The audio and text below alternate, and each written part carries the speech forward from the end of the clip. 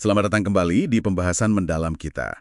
Hari ini, kita mau gali satu ide yang menurut saya cukup radikal ya, dari Ray Dalio. Tepatnya dari buku Principles, bagian prinsip kerja bab 3. Intinya soal menciptakan budaya kerja di mana bikin salah itu, ya oke lah, wajar. Tapi yang nggak bisa diterima itu kalau kita nggak belajar dari kesalahan itu. Betul, betul. Ini penting banget. Buat Anda nih yang selalu pengen belajar, pengen tumbuh, ini kayaknya inti dari evolusi, baik personal maupun organisasi ya kan? Iya. Misi kita kali ini, coba bongkar deh, kenapa sih kok mengubah cara pandang soal kesalahan ini jadi krusial banget? Nah, ini menarik. Seringnya kan kita takut ya. Takut salah, takut dijudge, takut gagal gitu. Tapi gimana kalau Dalio bilang justru kesalahan itu bahan bakar utama buat maju? Mari kita lihat lebih dalam deh. Oke, prinsip utama Dalio, ini di poin 3.1, dia bilang kesalahan itu ya bagian alami dari evolusi. Bukan sesuatu yang memalukan, tapi ya keniscayaan aja kalau mau ada kemajuan. Dan dia nekenin banget soal rasa sakit yang biasanya muncul bareng kesalahan itu. Oh ya, rasa sakitnya ya. Iya, kuncinya justru di situ. Dalio ngelihat rasa sakit ini bukan hukuman, tapi sinyal. Sinyal penting banget kalau ada sesuatu yang perlu diperbaiki. Jadi rasa sakit itu kayak guru yang efektif gitu. Kalau kita hindari terus, atau malah bikin orang lain takut ngaku salah. Wah, bahaya itu. Itu malah menghambat proses belajar dan perbaikan. Jadi sakitnya itu justru pemicu refleksi. Jadi ingat kutipan Dalio yang terkenal itu, kalau Anda lihat diri Anda setahun lalu dan nggak ngeri lihat betapa bodohnya Anda dulu, berarti Anda belum banyak belajar. Haha, iya, nusuk banget ya itu. Itu kan nunjukin pentingnya refleksi jujur ya, termasuk dari kesalahan-kesalahan kita. Dalio juga ngasih contoh nyata kan, di prinsip 3.1, itu dia cerita soal Ross, kepala bagian trading di perusahaannya, Bridgewater. Ross ini pernah lupa ngelakuin transaksi penting. Akibatnya rugi besar banget perusahaannya. Nah, ini dia. Kalau di tempat lain mungkin langsung, ya udah pecat aja kan? Iya, reaksi umumnya gitu mungkin. Tapi Dalio mikir beda. Dia sadar kalau Ross dipecat, pesannya salah nanti ke karyawan lain. Pesannya jadi, pokoknya jangan bikin salah besar, atau kalau salah sembunyiin aja. Gitu kan? Oh iya, bener juga. Malah jadi budaya nggak jujur ya. Betul. Malah menumbuhkan kemampuan organisasi buat belajar. Justru insiden yang menyakitkan itu, yang rugi besar itu, jadi pelajaran berharga banget buat Ross dan buat perusahaannya. Mereka jadi tahu ada kelemahan di sistem, perlu ada prosedur yang lebih baik.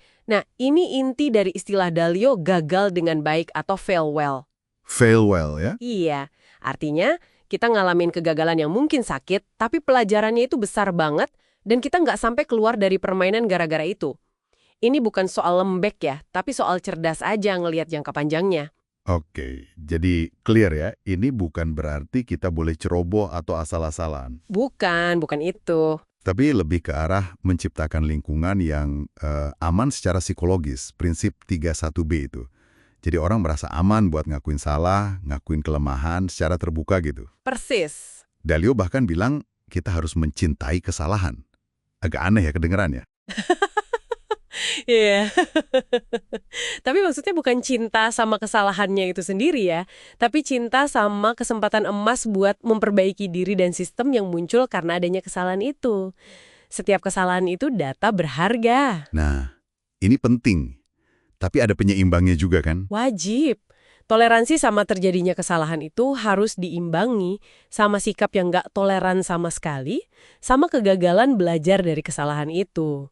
Jadi siklusnya jelas. Bikin salah, rasain sakitnya, refleksi mendalam kenapa ini bisa terjadi, tarik pelajarannya, perbaiki sistemnya atau perilakunya, terus berevolusi.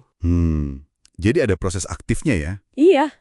Ini sistem yang mau dibangun Dalio, bukan cuma sekedar bilang nggak apa-apa kok salah, ada tanggung jawab untuk belajar setelahnya. Coba deh, Anda yang dengerin, bayangin ini berlaku di lingkungan Anda. Gimana? Di tempat kerja Anda atau mungkin di keluarga? Apakah kesalahan masih sering dianggap aib atau udah mulai dilihat sebagai data, sebagai peluang belajar bareng? Keterbukaan ini penting banget. Ini fondasi buat apa yang Dalio sebut meritokrasi ide. Meritokrasi ide ya? Iya, tempat di mana ide terbaiklah yang menang. Bukan karena siapa yang ngomong atau jabatannya apa, tapi karena kualitas idenya itu sendiri. Dan itu butuh keterbukaan soal kelemahan dan kesalahan. Oke, oke. Jadi kalau dirangkum nih, poin utamanya, rangkulah kesalahan sebagai bagian dari pertumbuhan. Itu nggak bisa dihindari. Betul.